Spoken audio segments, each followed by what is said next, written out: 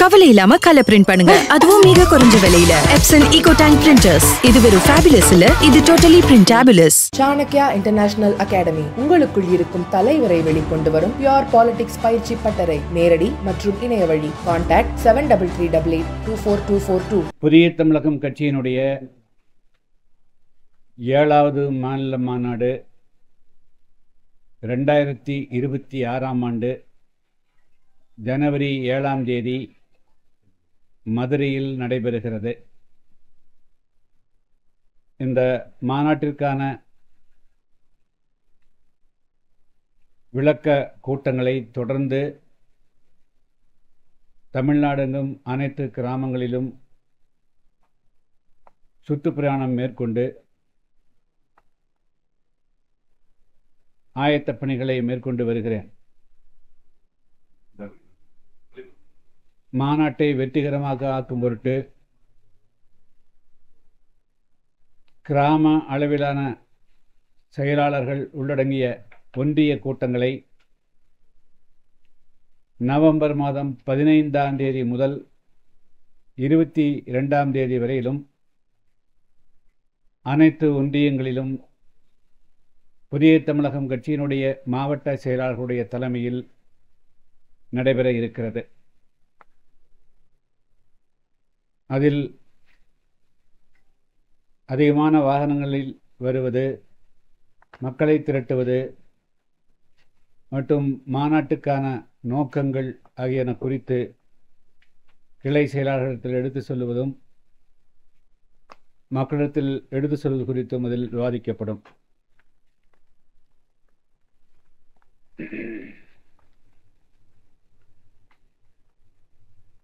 இரண்டு தினங்களுக்கு முன்பு கோவை மாநகரத்தில் விமான நிலையம் அருகே கல்லூரி மாணவி ஒருவர் அவருடைய நண்பர் ஒருவரிடம் பேசிக்கொண்டிருந்த வேளையில் 3 நபர்கள் அவருடைய அந்த பெண்மணியுடைய நண்பரை தாக்கி காயப்படுத்திவிட்டு அந்த பெண்மணியை கடத்தி சென்று பாலியல் பலாத்காரம் செய்திருக்கக்கூடிய அப்பட்டமான மனித உரிமை மீறல் நடைபெற்றிருக்கிறது. இந்த சம்பவத்தை புதிய தமிழகம் கட்சியின் சார்பாக நான் வன்மையாக கண்டிக்கிறேன். பொதுவாக இதுபோன்ற சம்பவங்கள் அண்மை காலமாக நடைபெறுவதற்கு இளைஞர்கள் மத்தியில் இப்பொழுது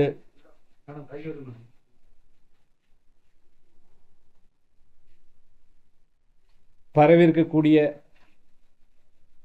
மது பழக்க வழக்கங்களுக்கும் போதை வஸ்துகளுக்கும் அடிமையாகுவதுதான் மிக முக்கியமான காரணமாக தோன்றுகிறது. அதுவும் மிக முக்கியமாக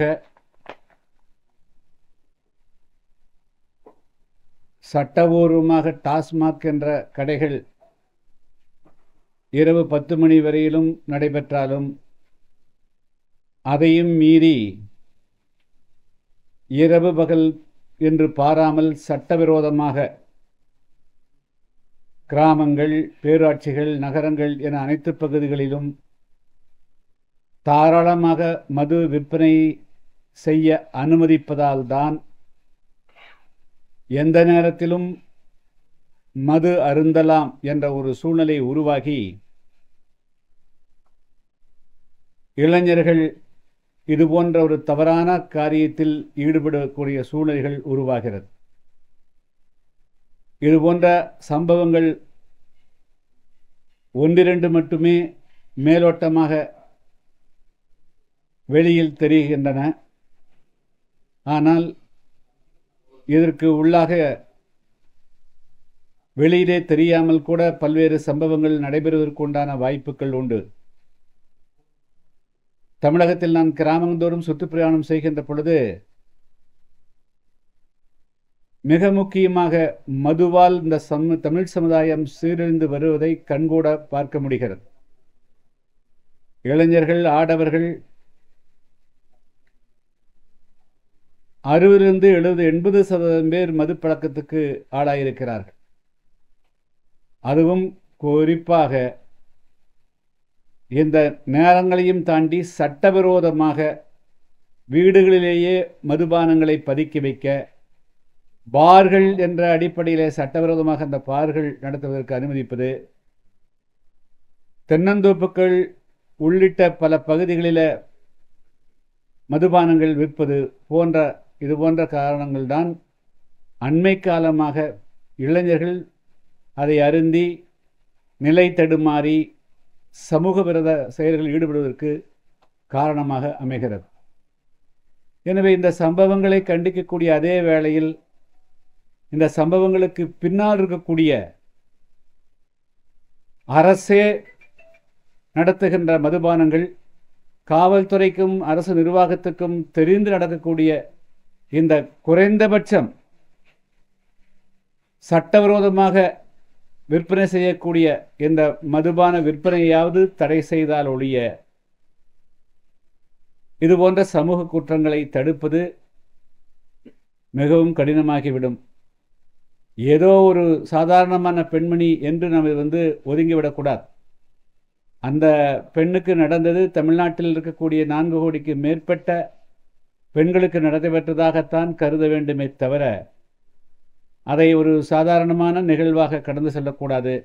ஆனால் தமிழ்நாட்டில் அண்ணா பல்கலைக்கழகத்தில் நடந்த சம்பவத்தை அப்பொழுது பேசினோம், அதுக்கு பிறகு மறந்துவிட்டோம்.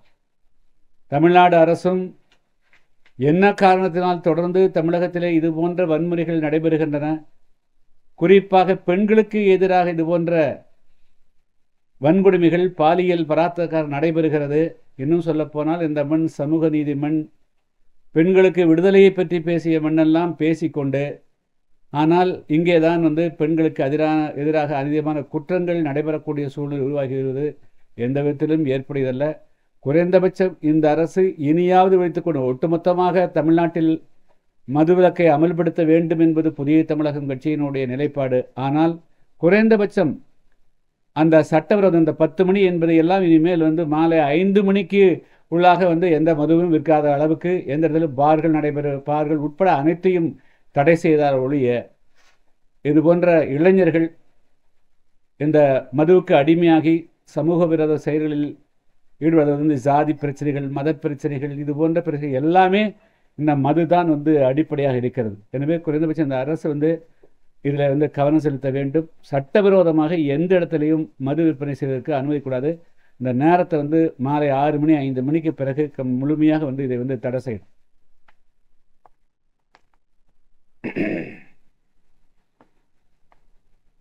அடுத்தது, தமிழ்நாட்டில் இப்பொழுது மிக முக்கியமாக அனைத்து தரப்பினராலும் அனைத்து அரசியல் கட்சிகளாலும் விவாதிக்கக்கூடிய விஷயம் எஸ்ஐஆர் என்று அழைக்கப்படக்கூடிய சிறப்பு தீவிர வாக்காளர் திருத்தம் குறித்து. தமிழகத்தில் பல்லாண்டு காலமாகவே ஒரு முறையான சரியான வாக்காளர் பட்டியல் இல்லை என்பது ஒரு குற்றச்சாட்டு. அந்த வகையில் வாக்காளர் பட்டியல் திருத்தப்பட வேண்டும் என்பதில் மாற்று கருத்து இல்லை. ஆனால் நவம்பர் மாதம் 4ஆம் தேதி துவங்கி ஒரே மாத காலத்துக்குள்ளாக டிசம்பர் 4ஆம் தேதிக்குள்ளாக ஏறக்குறைய 6.5 கோடியிலிருந்து 7 கோடி வாக்காளர்களை பிஎல்ஓ என்று அழைக்கப்படக்கூடிய பூத் லெவல் ஆஃபீஸர்ஸ், வாக்குச்சாவடி முக அதிகாரிகளால் அனைத்து வாக்காளர்களையும் சந்திக்க முடியுமா என்பது ஒரு மிகப்பெரிய கேள்வியாக இருக்கிறது.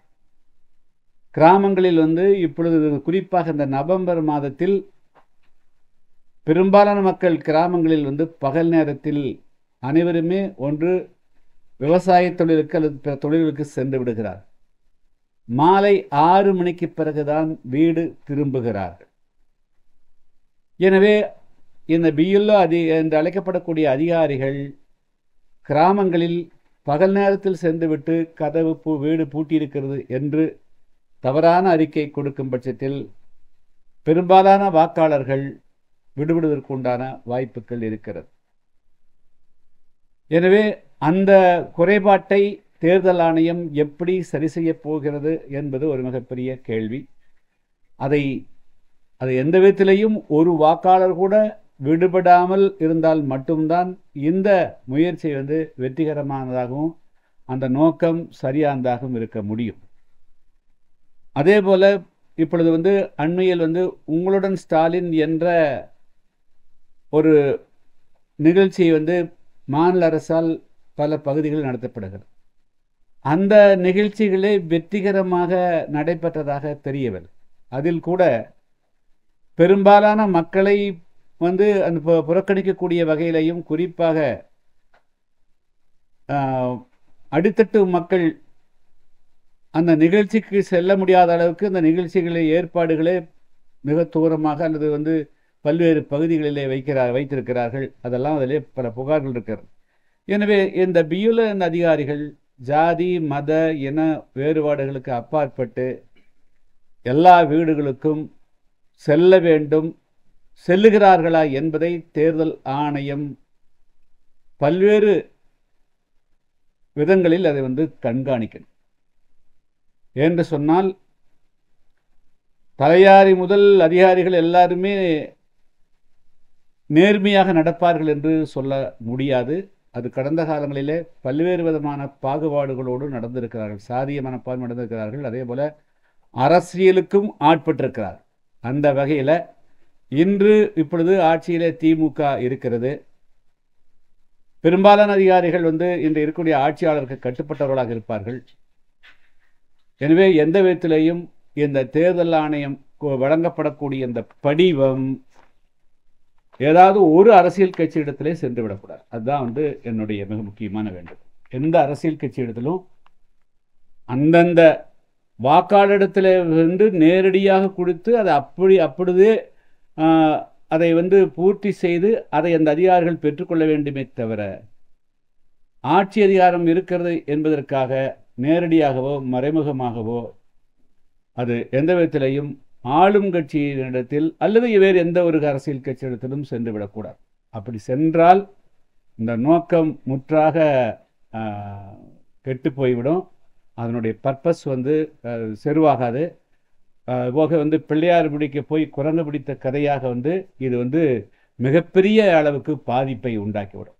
எனவே தான் நான் புதிய தமிழகம் கட்சியினுடைய கிளை நிர்வாகிகள், ஒன்றிய நிர்வாகிகளை இதுபோல் இந்த வாக்காளர் திருத்தம் குறித்து அதிகாரிகள் வருகின்ற பொழுது அவர்கள் வீடு வீடாக சென்று புதிய தமிழகம் கட்சியினுடைய நிர்வாகிகளும் இந்த அதிகாரிகளுக்கு உதவணும். என்ன சொன்னால், இந்த படிவங்கள் சரியாக நிரப்பப்படுகிறதா, அதே போல் இந்த ஃபோட்டோ எடுக்கிறதெல்லாம் கொஞ்சம் கடினமான பணி. கிராமத்தில் அத்தனை பேரும் போய் நீ எங்கே ஃபோட்டோ எடுப்பாங்க, எது கொடுப்பாங்க, இதெல்லாம் நடைமுறையில் சில சிக்கல்கள் இருக்கிறது. மற்றபடியாக இந்த படிவத்தை பார்க்கின்ற பொழுது இந்த படிவத்தில் மிக எளிதாகத்தான் இருக்கிறது. அதில் ஒரு பெரிய கடினமானதாகவோ இல்லை யாரையும் திட்டமிட்டு வாக்காளர் பட்டியலிருந்து நீக்குவதற்கு உண்டான எந்த விதமான ஒரு கேள்வியும் இதில் இல்லை. ஆனால் தேவையில்லாமல் ஒரு அச்சம் பல தரப்பினரும் உருவாக்கப்படுகிறது. அந்த அச்சத்தை தொடர்ந்து எல்லா பகுதிகளிலும் மாவட்ட ஆட்சியர்களும் வட்டாட்சியர்கள் அதேபோல் பிஏ லெவலில் கிராமந்தோறும் சென்று இந்த திருத்தத்தின் மூலமாக எந்த வாக்காளருடைய பெயரும் விடுபடாது என்பதற்கான விளக்கத்தை எல்லாப்படியும் தொலைக்காட்சியில் சொல்லணும், ரேடியோவில் சொல்லணும், செய்தித்தாள் மூலமாக சொல்லணும், கிராமந்தோறும் தண்டோரா போட்டு சொல்லணும். எனவே இதில் எந்த விதமான கமுக்கமான வேலைகள் நடைபெறக்கூடாது. அதனால் ஆல் அஃபீஷியல்ஸ், மாநில தேர்தல் ஆணையரை எல்லா மாவட்டங்களுக்கும் சுற்றுப்பிரயாணம் செய்து எல்லாத்துக்கும் என்ஷூர் பண்ணும். எந்த காரணத்தை கொண்டும் நேர்மையாக இருக்கக்கூடிய ஒரு வாக்காளர் கூட இந்த பட்டியலிருந்து விடுபட மாட்டார்கள் அப்படின்னு நாங்கள் அவங்களும் விளக்கமும் கொடுத்துருக்குறாங்க. அதை பார்க்குற போது அப்படி எதுவுமே ஒரு கடுமையான ஆவணத்தை கொடுங்க என்று சொல்லியோ அல்லது இது இல்லை என்று சொன்னால் நீங்கள் நீக்கப்படுவீர்கள் என்றோ இல்லை. அப்படி ஏதாவது கள அளவில் அதிகாரிகள் திட்டமிட்டு தவறு செஞ்சிடக்கூடாது. அதனால் மாநில தேர்தல் ஆணையரே வந்து என்ன இது வந்து இந்தியாவில் வந்து பல வருடங்களுக்கு ஏறக்குறைய 20 வருடங்களுக்கு பிறகு இது வந்து நடைபெறுகிறது. எனவே இந்த இந்த வாக்காளர் பட்டியல் திருத்தம் வந்து அந்த நோக்கத்தை நிறைவேற்றக்கூடியதாக இருக்க வேண்டுமே தவிர அதில் எந்த விதமான தவறுகளும் நடந்து விடாமல் பார்ப்பதும் தேர்தல் ஆணையத்துக்கு மிகப்பெரிய பங்கு இருக்கிறது. அது குற்றச்சாட்டுகள் வைக்கப்படுகிறது வந்து நீக்கப்படுவார்கள் என்று. அந்த நீக்கப்படாத வகையில் வந்து அது அந்த அந்த குற்றச்சாட்டை வந்து இல்லை, அது அந்த மாதிரி எந்த விதமான தவறு நடக்காது, தவறு நடப்பதற்கு வாய்ப்பே இல்லை என்பதையும் உறுதி செய்ய வேண்டிய பொறுப்பு தேர்தல் ஆணையத்தில் இருக்கிறது. எங்களை புதிய தமிழர் கட்சியை பொறுத்த மட்டிலும் இந்த வாக்காளர் தீவிர இந்த பணி வந்து தொடரணும். அது வந்து அதில் ஒன்றும் மாற்றம் இல்லை. இது இந்த பட்டியல் திருத்தப்படணும். ஏன்னா பல நேரங்களில் நாங்கள் பார்த்துருப்போம், அந்தந்த அரசியல் கட்சிகள் ஆதி பவரில் இருக்கிற போது அவர்களுக்கு ஜெயிக்கக்கூடிய வாய்ப்பு இருக்கிற இடங்களில் 10,000 15,000 ஓட்டுக்களை சேர்த்து விடுகிறார்கள். எனவே அந்த மாதிரி வந்து சட்டவிரோதமாக சேர்க்கப்பட்டிருக்கூடிய வாக்காளர்கள் கண்டிப்பாக நீக்கப்படணும். அதே போல் பல நேரங்களில் வந்து இளைஞர்கள் வெளியூரில் இருக்கக்கூடியவங்களுடைய வாக்காளர்கள் விடுபட்டு இருக்குது. கடைசி நேரத்தில் வந்து பார்த்தா ஒரு ஊருக்கு 50 ஓட்டு 60 ஓட்டு 100 ஓட்டு இருக்கிறது இல்லை. ஸோ அதையும் என்ஷூர் பண்ணணும். அதாவது சட்டவிரோதமாக சேர்க்கப்பட்ட வாக்காளர்கள் நீக்கப்படணும், தகுதியான வாக்காளர்கள் அவர்கள் கண்டிப்பாக சேர்க்கப்படணும். இந்த 2 தான் புதிய தமிழகம் கட்சியினுடைய நிலைப்பாடு. மற்றபடியா இது வந்து இந்த 1 மாத காலத்துக்குள் முடியுமாங்கிறது மிகப்பெரிய கேள்வி. தேர்தல் ஆணையம் முடிந்தால் இதை வந்து 1 மாதங்கிறது 2 மாத கால அவகாசம் கூட நீட்டிக்கலாம். இதுதான் என்னுடைய நிலைப்பாடுங்க. அடுத்தது தமிழ்நாட்டில் அதாவது கடந்த 2021 திமுக ஆட்சிக்கு வந்தது. அந்த பிறகு வரும்போதே வந்து தமிழ்நாட்டில் பல லட்சம் பேருக்கு வந்து அரசாங்கத்தில் வேலை வாய்ப்பு கொடுப்போம் என்று சொன்னார்கள். ஒரு துறையில் கூட வேலை வாய்ப்பு எடுக்கலை. ஆனால் தேர்தல் நெருங்கிற போது இப்பொழுது கடந்த சில மாதங்களுக்கு முன்பு நகராட்சி மற்றும் குடிநீர் வழங்கல் துறை சார்பாக 2 லட்சம் பேர் எடுத்த மனுவை பெற்று அது என்ன தேர்வு நடந்தது என்ன என்பதை பற்றியெல்லாம் எல்லாமே 2538 பேர் இடத்தில் 25 லட்சத்திலிருந்து 35 லட்சம் ரூபாய் பெற்றுக்கொண்டு தான் அந்த பணி நிரப்பப்பட்டதாக வந்து அமலாக்கத்துறை ஆதாரபூர்வமாக கொடுத்திருக்கிறது. எனவே அந்த பட்டியல் வந்து நிச்சயமாக வந்து அது வந்து வெளியிடப்படக்கூடாது, அவர்களுக்கு வேலை வாய்ப்பு கொடுக்கக்கூடாது, அது ரத்து செய்யணும், முறையாக தேர்வு நடத்தணும். அதே போல் கிராம நிர்வாகங்கள் வந்து இப்பொழுது நிரப்புறதுக்குள்ள நடவடிக்கை எடுக்குது. இப்போ அதே போல் வந்து government of Tamil Nadu rural development panchayat raj department ஊரக வளர்ச்சி மற்றும் ஊராட்சித்துறை ஊராட்சி செயலாளர்கள் பணியிடங்களுக்கான விண்ணப்பம் 1460 பணியிடங்களுக்கு வந்து மாவட்டந்தோறும் 60-70 இடங்களுக்கு பண்ணாங்க.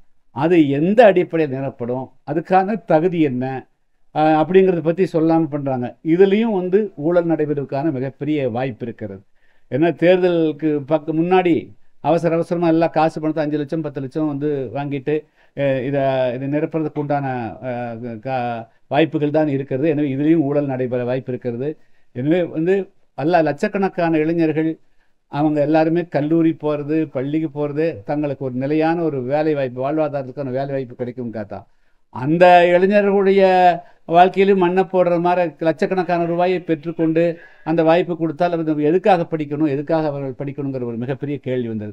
நாங்கள் இத்தனை கல்லூரி திறந்துக்கிறோம், இத்தனை பல்கலைக்கழகம் திறந்துக்கிறோம், தமிழ்நாட்டில் கல்வியில் சிறந்த மாநாடு நாடகம் போட்டு ஒரு பிரயோஜனம் கூட. அந்த நாடகமெல்லாம் தேவையில்லை. அது உண்மையாக இருக்குதுன்னா படிக்கக்கூடியவர்கள் படித்தால் நிச்சயமாக நம்முடைய திறமைக்கு தகுந்த அளவுக்கு நான் வேலைக்கு போக முடியுங்கிற அந்த சூழ்நிலையை தமிழ்நாடு அரசு ஏற்படுத்தணும். தவிர வெறும் எண்ணிக்கையில் வந்து நாங்கள் கல்லூரியை வந்து 60 கல்லூரி இருந்தது 200 கல்லூரி ஆக்குனா அது என்ன பிரயோஜனம்? அவன் படித்த என்ன பிரயோஜனம்? கல்லூரி படித்தவங்க வந்தால் வேலை வாய்ப்புக்கு நீங்கள் 50 லட்சம் வாங்கிக்கிறீங்களே, அப்புறம் அதுக்கு பிறகு படித்ததுக்கு என்ன பிரயோஜனமாகுது? அதனால் நாடகங்கள் நடத்தி பிரயோஜனம் இல்லை. யதார்த்தமாக உண்மையாக இந்த அரசு செயல்படணும். படித்தவர்கள் தங்களுடைய முயற்சியினாலும் தங்களுடைய திறமையினாலும் ஒரு இடத்து மேலே வரணுமே தவிர ஊழலின் காரணமாக வர அனுமதிக்கூடாது. அதனால் இந்த 1400 இந்த ஊராட்சி செயலாளர்கள் பணியெடுத்து கொண்டு எப்படி நிரப்ப போகிறீங்க, என்ன தகுதி, எப்படி நீங்கள் நடத்த போகிறீங்கிறது வந்து வெளிப்படை நடத்தணும். ஒருவேளை வந்து இந்த அரசு வந்து இதுக்கு வந்து விளக்கம் கொடுக்கலன்னா நீதிமன்றத்துக்கு கூட செல்வதற்கு நாங்கள் தயாராக இருக்கோம். குறிப்பாக உங்களோட மாநாட்டில் கூட்டணி கட்சி தலைவர்கள் அந்த மாதிரி ஏற்றப்படுவாங்களா, அழைக்க போறீங்களா, முன்னாடியே கூட்டணி அறிவிக்கிறீங்களா? இல்லைங்க, மாநாடு வந்து இது முழுக்க எங்கள் கட்சியினுடைய கொள்கைகள் பிரகடனம் பண்ணுறதுக்கு 2026க்கு பிறகு தமிழ்நாட்டில் எப்படிப்பட்ட அரசு அமையணுங்கிறத பொதுவான கொள்கையில் தான் இருக்கும், தவிர கூட்டணி பற்றி இருக்காதுங்க. சமூகத்தின் மீது ரொம்ப அக்கறை கொண்டாரு கிருஷ்ணசாமி. வந்து அந்த கட்சி ஆரம்பிக்கப்பட்டு அந்த இலக்கை நீங்க அடைஞ்சிருக்கிறீங்களா? இதுவரை ஒரு தேவையான சட்டமன்ற உறுப்பினர்களை பெற முடியாத நிலை இருக்கு. வளர்ச்சி எந்த அளவுக்கு இருக்கு? மாநில மாநாடு எத்தனை நபர்கள் வருவாங்க?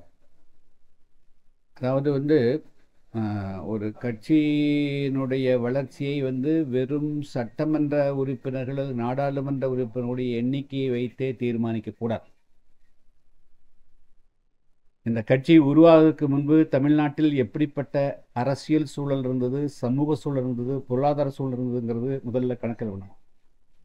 1995 கொடியங்குளம் சம்பவத்துக்கு முன்பு, 1995 கொடியங்குளம் சம்பவத்துக்கு பின்பு என்று இரண்டாக வந்து தமிழ்நாட்டினுடைய அரசியலை எடுக்கணும். 95க்கு முன்பு வரையிலும் தமிழ்நாட்டில் வந்து பல சாதிய கலவரங்கள் நடைபெற்றிருக்கிறது. 1957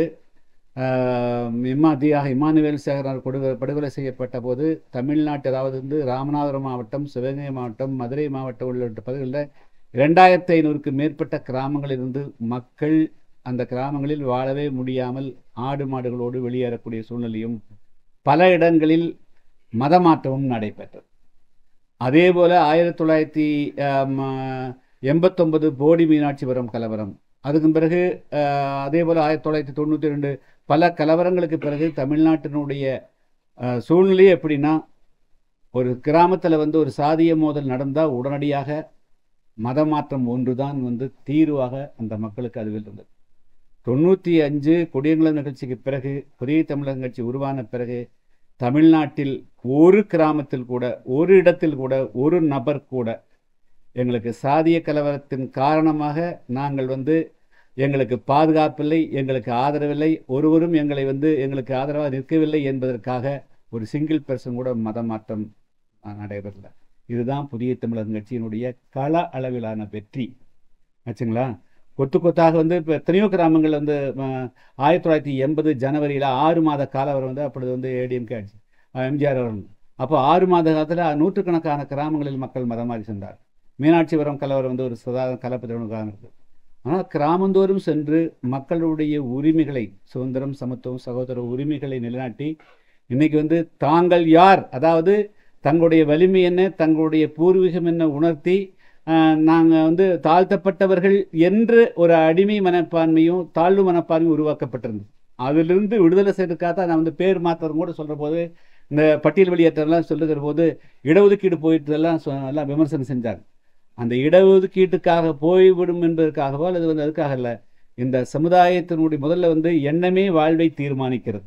இந்த மக்கள் தாங்கள் தாழ்ந்தவர்கள், நமக்கு யாருமே ஆதரவில்லை, நாம் இப்படித்தான் வாழ வேண்டும் என்ற ஒரு மனநிலை உருவாக்கப்பட்டிருந்தது. அதை தவிடுபொடியாக்கி இன்னைக்கு வந்து அந்த மக்கள் வந்து போராடக்கூடிய அளவுக்கு இன்னைக்கு கொண்டு வந்திருக்கிறோன்னா, அது இங்கே மட்டும் இல்லை.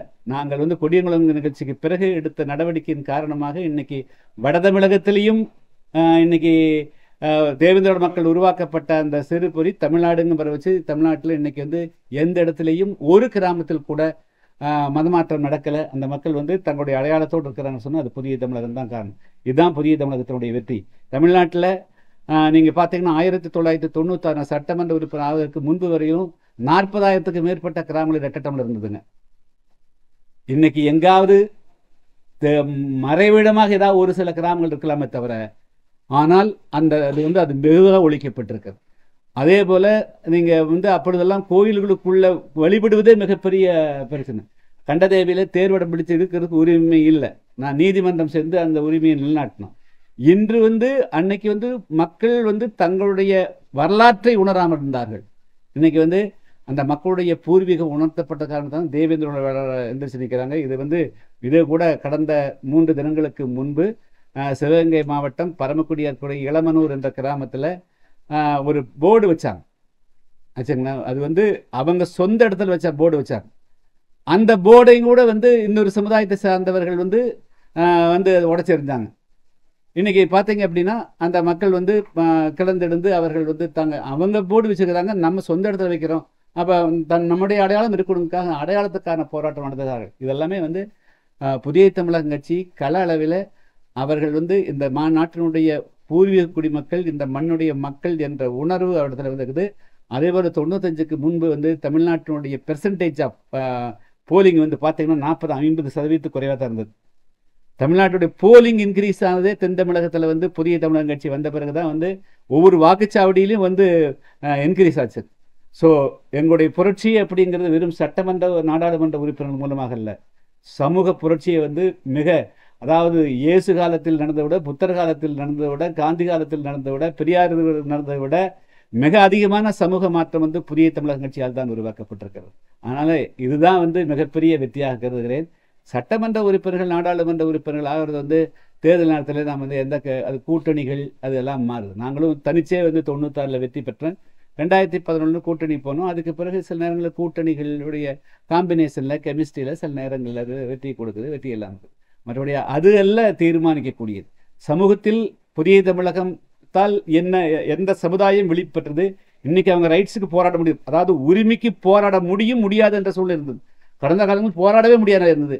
இப்பொழுது உரிமைக்கு போராடக்கூடிய நிலைகள் வந்திருக்கு. சார், இப்போ இந்த எஸ்ஐஆர்ல சார் ஒரு கட்சியிலுமே ஒரு உறுப்பினர் வந்து 50 பேர் வரைக்கும் அந்த வாக்காளர்கள்ட்ட இருந்து படிவத்தை வாங்கி பூர்த்தி செய்யலாம்னு சொல்லியிருக்கு. அது எல்லா கட்சிக்குமே இருக்கும். நீங்க அது வேண்டாம்னு சொல்றீங்களா சார்? இல்லை, அது அப்படி கொடுக்குற போது லம்பா வந்து அது தவறாக போயிருங்க. அது வந்து ஆளுங்கட்சி அதிகமாக கைப்பற்றிக்கிறதுக்கு வாய்ப்பு இருக்குது. ஏன்னா அதிகாரிகள் அவங்ககிட்ட தான் இருக்கிறாங்க. மாவட்ட ஆட்சியர், தாலுக்கா ஆஃபீஸரில் சொல்கிறாங்க. அது வந்து ரொம்ப தவறானது. ஒரு கட்சியில் 50 படிவம்லாம் கொடுக்குறது வந்து தவறானது. எந்த காரணத்தை கொண்டு ஒரு படிவத்தை கூட அரசியல் கட்சிகிட்ட கொடுக்கக்கூடாது. அரசியல் கட்சி பக்கத்தில் நிற்கலாமே தவிர அந்த அதிகாரி படிவத்தை கொடுக்கணும், அவங்க நிரப்பணும், அவங்க வாங்கி வச்சுக்கணும். இல்லைன்னா இது மிகப்பெரிய ஊழலாக போயிடும். அப்போ நாங்கள் தான் உறுப்பினர் சேர்த்தோன்னா அப்புறம் அவங்க பண்ணிடுவாங்க.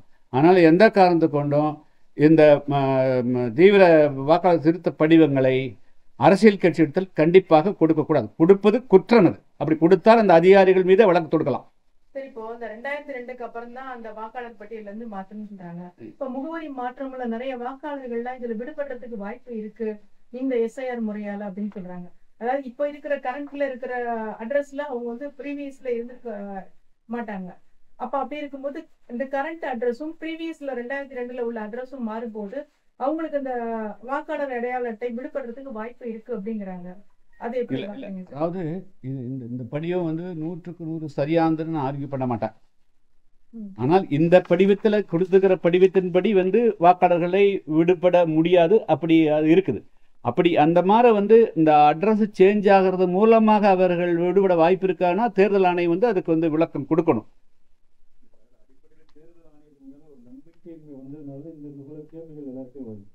பீகார்லையோ இல்லை ஹரியானாலோ இது மாதிரி ஒரு எஸ்ஐஆர் நடந்துருக்குன்னா இப்போ நிறைய வாக்காளர் நீக்கப்பட்டிருக்காங்க. அதே மாதிரி வந்து எல்லாருமே பயப்படுறாங்க. ஃபார்ம் கரெக்டாக இருக்கு, ப்ராசஸ் கரெக்டாக முடியுமான்றதான் பிரச்சனை. இல்லை, அதாவது இங்கே வந்து அந்த கொஸ்டின், அந்த கேள்வி எழுப்புறது திமுக தான் எழுப்புதுங்க. திமுக ஆட்சியில் இங்கே இருக்கிறாங்க. கட்சி சார்ந்து நம்ம பேசல. இப்போ நம்ம கூட இருக்கிற எல்லாருமே வந்து இப்போ என்னோட வாக்கு விடுபட்டுருமா, இப்போ நான் வந்து இப்போ அந்த 2002 அப்போ நான் வேற ஏதோ ஒரு முகவரியில கூட இருந்திருக்கலாம். அதை நான் காலம் மாற்றதால இது பண்ணாம நான் ஓட்டு அங்கேயே போட்டு இருந்திருக்கலாம். இப்போ அப்படி வரும்போது எனக்கு என்னோட ஓட்டு உரிமை பாதிக்கும். அதாவது சில சந்தேகங்கள் இந்த மாதிரி வந்து அவருடைய முகவரி மாறுகின்ற பொழுது தங்களுடைய பெயர் விடுவிடுமா என்ற கேள்வி எழுந்தால் அந்த கேள்வி நியாயமானது. அந்த கேள்விக்கு பதில் சொல்ல வேண்டிய பொறுப்பில் அந்தந்த மாவட்ட ஆட்சியர்களும் தேர்தல் ஆணையம் இருக்கிறது. இது வந்து பெரிய அளவுக்கு ஏதாவது வந்தால் நிச்சயமாக இதை தேர்தல் ஆணையத்துக்கு நம்ம கொஸ்டின் பண்ணணும். அந்த தேர்தல் ஆணையம் இதுக்கு விளக்கம் கொடுக்க வேண்டிய இடத்துல அவங்க இருக்கிறாங்க.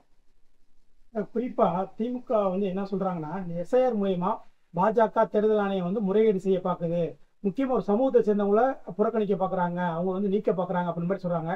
ஆனா எதிர்கட்சிகள் என்ன சொல்றாங்க, தமிழகத்துல தமிழ் அரசின் கீழே தான் அந்த கட்டுப்பாட்டுல அதிகாரிகள் இருக்காங்க, எப்படி பண்ண முடியும் அப்படின்ற மாதிரி வந்து சொல்றாங்க. அது திமுக 76 வருஷமா இருக்கிற கட்சிங்க. அத்தனையும் தேர்தலையே சந்திச்சிருக்கிற கட்சி. அதில் வந்து அவங்க வந்து நிபுணத்துவம் பெற்றவர். அந்த மாதிரி எந்த வாக்காளருடைய பெயரும் விடுவிடாம பாதுகாக்க வேண்டிய பொறுப்பில் அரசில் இருக்கிறாங்க. அவங்க எதிர்கட்சியாக இருந்தாங்க கூட சொல்லலாம். தேர் சிட்டிங் பொசிஷன். அவங்க தவறு செய்யாமல் இருக்கணுங்கிறது தான் முக்கியம். அதாவது பிஜேபி குறை சொல்லிட்டு வேற தங்களுக்கு ஆதரவான வாக்காளர்கள், தங்களுக்கு எதிரான வாக்காளர்கள் இவங்க நீக்காம இவங்க அதிகாரிகளும் அந்த தப்பு செய்யக்கூடாது. அதாவது திமுக அதில் பொறுத்தளவு அரசியல் இதை செய்யாமல் நியூட்ரலாக நடுநிலைமையோடு செய்ய வேணும் அப்படிங்கிறது தான் என்னுடைய வேண்டுகோள். அவங்களுடைய அப்ரிகன்ஷனும் நியாயமாக இருக்கலாம். அது எப்படி திமுகவுடைய அதிகாரிகள் வந்து எல்லாருமே கலெக்டர்லேருந்து இருக்கிறாங்க, அப்படி விடுபடுறதுக்கு அவங்க விட முடியும்? டோர் டு டோர் அவங்க போகிறபோது கூட எல்லா கட்சிக்காரும் அந்த வாக்காளர் போகிறபோது அவங்க கூட நிற்கணும். நான் புதிய தமிழகம் கட்சியினுடைய மாவட்ட செயலாளர்களை, ஒன்றிய செயலாளர்களை, கிளை நிர்வாகிகளை கூட அந்த பகுதிகளுக்கு இந்த அதிகாரிகள் வந்தார்களா வரலைன்னா உடனடியாக போராடணும். இப்போ இன்னைக்கு 2 நாள் ஆகி போச்சுங்க. ஸோ ஒருவேளை 15ஆம் தேதி வரல 20ஆம் தேதி வரல அப்படின்னு சொன்னால் உடனடியாக அந்த அதிகாரிகளுக்கு புகார் கொடுக்கும். ஸோ நம்ம இதை திமுக அதை புகார் சொல்லிகிட்டே இருக்கிறத விட்டுட்டு இதை உன்னிப்பாக கவனிக்கணும். தமிழ்நாட்டுடைய எந்த வாக்காளரும் விடுபடாமல் காக்காததில் அவங்களுக்கும் ஒரு பொறுப்பு இருக்கிறது. சார், இப்போ அதிமுகல பழனிசாமி ஒரு விஜய் வருவாருன்னு சொல்லிக்கிட்டே இருந்தாரு. இப்போ ஒரு கட்டன் ரைட்டா சொல்லிட்டாரு, நான் தான் முதல்வர் வேட்பாளர்னு சொல்லிட்டு. இப்போ உங்களோட கூட்டணியில வேற என்ன மாற்றங்கள் வரும்னு எதிர்பார்க்குறீங்க? எங்க கூட்டணி எந்த கூட்டணி இல்ல நாங்கள் 2026 ஜனவரி 7ஆம் தேதி புதிய தமிழகம் கட்சியினுடைய மாநில மாநாட்டுக்கு பிறகு மட்டுமே நாங்கள் கூட்டணியை பற்றி அரசியல் நிலைப்பாட்டை சிந்திக்க முடியும். அதுக்கு முன்பு தமிழ்நாட்டில் ஒன்றும் நடந்துடாதுங்க. அதை பரபரப்பு தான் இருக்கும். அதனால ஒன்றும் அவசரப்படுறதுக்கு எதுவும் இல்லை. பொதுவாக நிதானமாக சரியாக முடிவெடுத்து சட்டமன்றத்தில் மட்டும் பங்கு பெறுவதில்லை, ஆட்சியிலும் பங்கு பெறக்கூடிய அளவுக்கு உங்களுடைய எதிர்பார்ப்புகள் நிரப்புகிற அளவுக்கு நாங்கள் எங்களுடைய விவேகத்தை வகுப்போம். நீங்க சொல்ற விஷயம் பாத்தீங்கன்னா இப்ப உள்ள கூட்டணியில திமுக கூட்டணியும் அதிமுக கூட்டணியும் அந்த வார்த்தையை பங்கேற்கல. விஜய் மட்டும் தான் அப்படி இல்லை.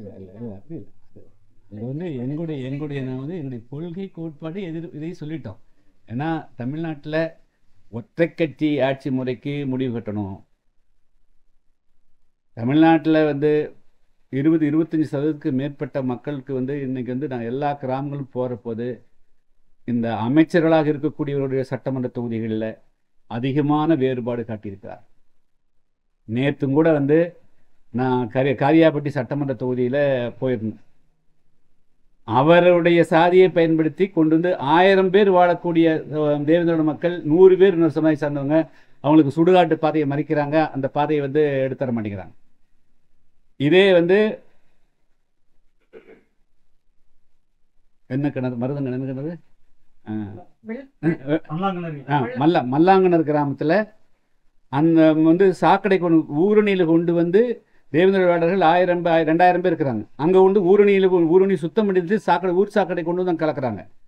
குடிக்கு தண்ணி பெரும்பாலான கிராமங்களுக்கு குடிநீருக்கு விலைக்கு தான் வாங்குறாங்க.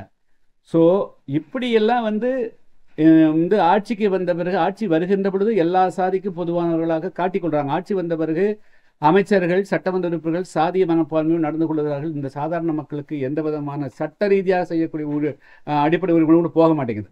ஸோ அதனால் அமைச்சரவையில் பங்கு பெற்றால் மட்டும்தான் அந்த மக்களுக்கு இனிமேல் விடிவு காலத்தை உருவாக்க முடியுங்கிறது புதிய தமிழகம் கட்சியினுடைய தீர்க்கமான முடிவு. இது கொள்கை.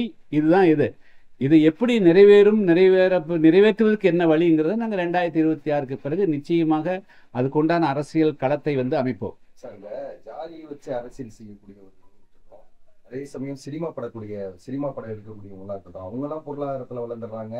அதை பயன்படுத்தி தன்னுடைய வளர்ச்சிக்கு பயன்படுறாங்க. குளிர்சாதன அறையில இருக்காங்க. ஆனா அந்த சமூகம் இன்னும் வளரல. அதுதான் ஒரு உண்மையானதுன்னு சொல்லப்படுகிறது சார். அது நான் தான் சொல்றேன். சமூகம் நாம் 95ல் ஒவ்வொரு கிராமம் போது கூட மக்கள் மத்தியில் கொஞ்சம் ஓரளவுக்கு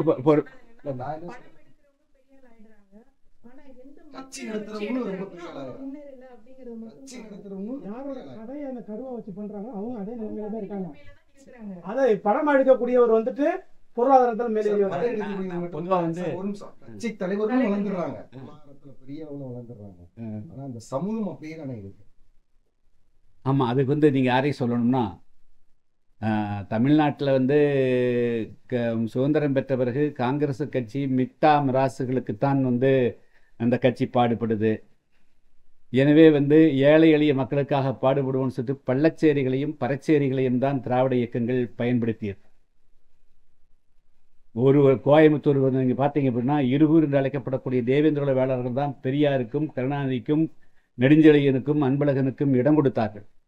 குடியமுத்தூரில் தங்க இடம் கொடுத்தவர்கள் தேவேந்திரோட வேளாளர்கள் தான். அன்னைக்கு மேல்தட்டு சார்ந்தவர்கள் யாருமே இடம் கொடுக்கல. அதே போல் தான் வடக்கு மாவட்டங்களிலும் பறச்சேரிகள் தான் திராவிட இயக்கத்தினுடைய தொட்டில்களாக இருந்தன. ஆனால் அந்த தொட்டில்களாக கருதப்பட்ட அந்த தேவேந்திரோடைய மக்களுடைய வாழ்க்கை, அதே போல் பறையர் சமுதாயத்தினுடைய மக்களுடைய வாழ்க்கை உயர்த்தப்பட்டிருக்கிறதா, அல்லது அவர்களை பயன்படுத்தி தொட்டில்களாக பயன்படுத்தி வளர்ந்த திராவிட கட்சியினுடைய தலைவர்கள் உயர்ந்துக்கிறாங்க தான் நீங்கள் தான் சொல்லணும். குறிப்பா தமிழகத்துல மதுனாலதான் அதிகமான குற்றங்கள் நடக்குன்ற மாதிரி சாரு சொல்றீங்க இதுல எல்லாருமே ஒன்றும் சந்தேகமே இல்லை. ஆனா மது விலக்கை கொண்டு வரும் சொல்லி தேர்தல் அறிக்கையில சொல்லிட்டு திமுக வந்து இப்ப என்ன பண்ணுதுன்னா அந்த மாணவி விவகாரத்துல கூட அந்த குற்றம் செய்யப்பட்டவங்க நாங்க உடனே கைது செஞ்சுட்டோம் அப்படின்னு வந்து அந்த நடந்த பின்னாடி இது பண்றதுக்கு தான் சொல்றாங்க. அதை நடக்காம தடுக்கிறதுக்கான அதான் சொன்னேன். அதாவது தமிழ்நாட்டில் மதுவை ஒழிக்காமல் தமிழ்நாட்டில் ஒரு விடிகாலத்தை உருவாக்க முடியாது. ரொம்ப பேத்தட்டிக் கண்டிஷன். வந்து 95 கிராமங்களுக்கு போகிறது கொஞ்சமாவது வந்து ஆண்கள் திடகாத்திரமாக இருந்தாங்க, உடம்படியோடு இருந்தாங்க. எல்லாரும் கொஞ்சம் கொஞ்சம் விவசாய நிலம் வச்சிருந்தது. விவசாய நிலங்களும் இப்போ காலியாகி போச்சுங்க. 99 பேர் வந்து எல்லாம் விவசாய கூலிகளாக மாறிட்டாங்க. அதுக்கு மிக முக்கியமான காரணம் இந்த மது தான் காரணம். எனவே தமிழ்நாட்டில் மது ஒழிக்காமல் தமிழ்நாட்டில் ஒரு மாற்றத்தையும் கொண்டு வர முடியாது.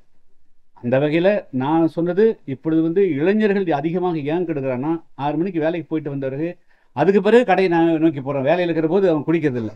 6 மணி 7 மணிக்கு வந்தோடனே மதுக்கடை திறந்து வச்சா நேரம் அங்கே போகிறான். 12 மணிக்கு அந்த இடத்துல வந்து பாரில் கடை இருக்குண்டா அந்த தோப்புக்குள்ளே இருக்கும், இந்த வீட்டில் இருக்குன்னு சொல்லி போகிறான். ஸோ குறைந்தபட்சம் வந்து நீ வந்து இந்த 6 மணி 5 மணி நீ வந்து மது விலக்கு கொண்டு வரணும். அதையாவது 5 மணி 6 மணியோட நிறுத்து அப்படிங்கிறது தான் என்னுடைய இது. அதுதான் வந்து அதுதான் அடிப்படை காரணம். இல்ல மதுவே கூடாதுங்கிறது தான் கான்செப்ட். இல்ல அது அப்ப போலீஸ் இருக்குதுங்க, எப்படி இருக்க முடியும்? நீ கள்ளச்சாராயம் இப்ப காய்ச்சறாங்களாங்க? அது இல்ல, அதாவது இந்த கேள்விக்கு வந்து முதல்ல நீங்க வந்து ஒரு காரியத்தை எடுக்கிற போது இந்த சட்டவிரோதமா இதுதான் கஞ்சாவை நாங்க வந்து முதலே சொன்னோம். நீங்க இந்த நேரத்துக்கு எங்கேயும் வந்து பார்ல முதல் தடை பண்ணுங்க. இதுக்காக பார் வீடு ஏன் எப்படி போலீஸ் எப்படி போலீஸ் உதவி இல்லாம வந்து பார் நடக்க முடியுமா? ஏன் போலீஸ் தடுக்கணுங்க? எப்படி விடுவாங்க? அப்பா பையன் வந்து கொண்டு வீட்டுல இருக்கு. இல்ல இல்ல அதான் இந்த கோயம்புத்தூர் விஷயம் வந்து ஏற்புடையதல்ல, கண்டனத்துக்குரியதுதான். அதே சமயம் வந்து ஒரு ஆணும் ஒரு பெண்ணும் நள்ளிரவுல தனிமையில சந்திப்பது கலாச்சார கிடையாது. இனிமே வரக்கூடிய இந்த இளைஞர்களுக்கு ஒரு மூத்த தலைவரா ஒரு பெரிய மனுஷனா என்ன அறிவுரை இல்லை? அதாவது அந்த அதைக்குள்ள போகக்கூடாது. அதாவது வந்து அவங்க சந்திக்கலாமா அப்புறம் இதுக்கு வந்து இந்திய நாடு சுதந்திரம் பெரியார் வந்து பெண்கள் விடுதலை வாங்கி கொடுத்துட்டாரு நீங்க சொல்றீங்க. அப்புறம் நான் தமிழ்நாட்டில் வந்து பெண்களுக்கு சுதந்திரம் இருக்குது, பெண்கள் வந்து இது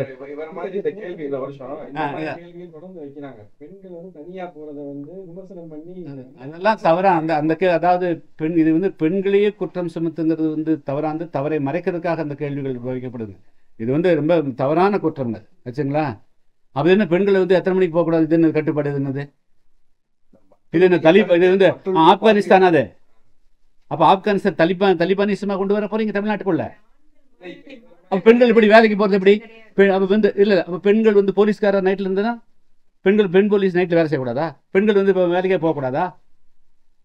அப்ப ஐடி ஃபீல்டுக்கு பெண்கள் வந்து போகக்கூடாதா? இப்போ வந்து சாயந்தரம் நான் 5 மணியோட வந்து எல்லா ஐடி கம்பெனியும் மூட சொல்லிடுவீங்களா நீங்க? தமிழ்நாட்டில் கூட எல்லா ஐடி கம்பெனியும் மாலை 6 மணிக்கோட மூட சொல்ல முடியுமா? அப்படி இல்ல. எப்படிங்க திமுக கூட்டணி கட்சியில் இருக்கிறவங்க கூட வந்து அந்த மாதிரி ஒரு கருத்தை சொல்லுவாங்க. அதாவது வந்து இதுதான் வந்து சீட்டுக்காக அதாவது வந்து கண்ணை விட்டு சித்திரை வாங்குறது. இதுதான் இது இப்படித்தான் வந்து புதிய தமிழக நிலைப்பாடு. புதிய தமிழக will call spade as spade. வந்து தமிழ்நாட்டில் உண்மையாக பேசுகிறோம். வெறும் இந்த கூட்டணியிலிருந்து வெளியே தள்ளி விட்டுருவாங்களோ அப்படின்னுக்காக எந்த தவறு செஞ்சாலும் ஆளுங்கட்சி ஆதரிக்கிறது ஒரு தவறான போக்கள் வந்து இந்த இந்தியாவில் எந்த கட்சியும் இல்லை. இப்போ அண்மை காலமாக இந்த திமுக கூட்டணி கட்சிகள் திமுக தவறு செய்யாட்டும் கூட திமுக தவறு செய்ய வைக்கிறதே கூட்டணி கட்சிகள் தான். இப்போ 2026ல டிடிகே வெர்சஸ் டிஎம்கே அப்படி சொல்றதா வந்து விஜய் சொல்றாரு போட்டியே. இந்த களம் மாறுதா? அது எனக்கு காதே கேட்கலீங்க அது.